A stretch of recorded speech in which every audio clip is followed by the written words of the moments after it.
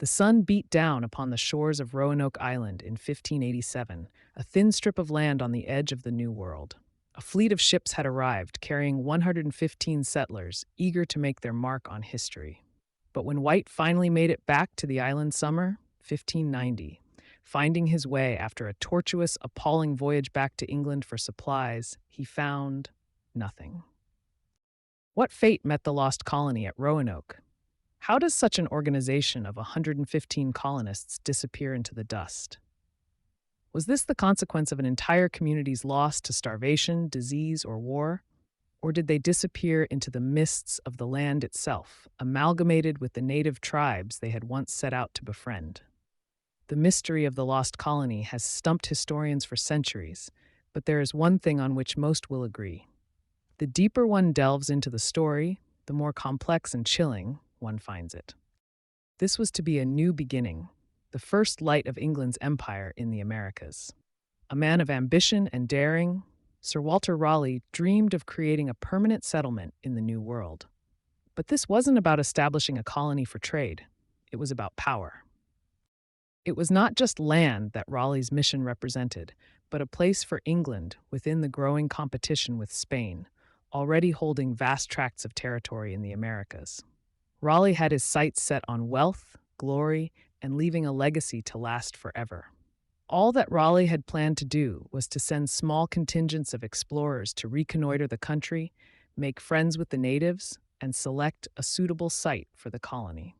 They set sail south from England and into what would be North Carolina, where they met the native tribes, the Secatan and the Chesapeake, who greeted them very warmly.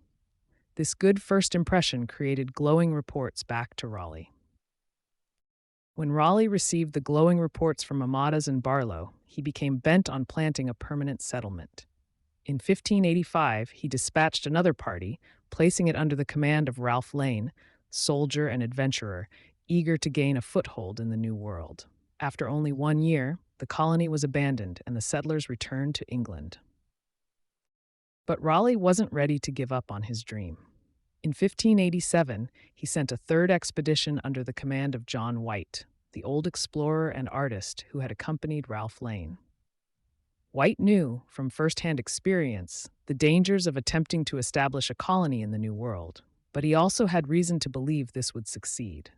Unlike the other groups, White's expedition was not simply comprised of men, but included women and children as well, or rather, actual families, each with their own hopes of starting anew in foreign lands. Included was White's daughter herself, Eleanor Dare, who was pregnant with her first child. She was to deliver Virginia Dare, the first English child to be born in the Americas, and soon a symbol of hope for the struggling colony. They arrived on Roanoke Island in July of 1587, a full year after the failed attempt. The settlers immediately went to work building homes and defenses, planting crops, and building relations with the native tribes.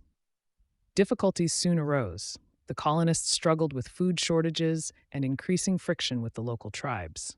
White, though experienced, was having trouble maintaining a delicate balance between diplomacy and survival. Relations with the local tribes were strained. The English Powhatan was one of the most powerful tribes in the area, and suspicious of the English, reports of skirmishes were common. The settlers were at a precarious position wherein they had no assurance of indigenous support, and their survival depended on the creation of a viable colony. Yet, they quickly realized that the promised supplies from England were not forthcoming. With winter looming, White made the hard decision. He would have to leave the colony and return to England for supplies. This was a very risky move. He was leaving his family and the settlers behind, but their only hope of survival was for him to get more supplies. He promised them he would return quickly. But then fate intervened. It was the year 1587, and the Anglo-Spanish War was heating up.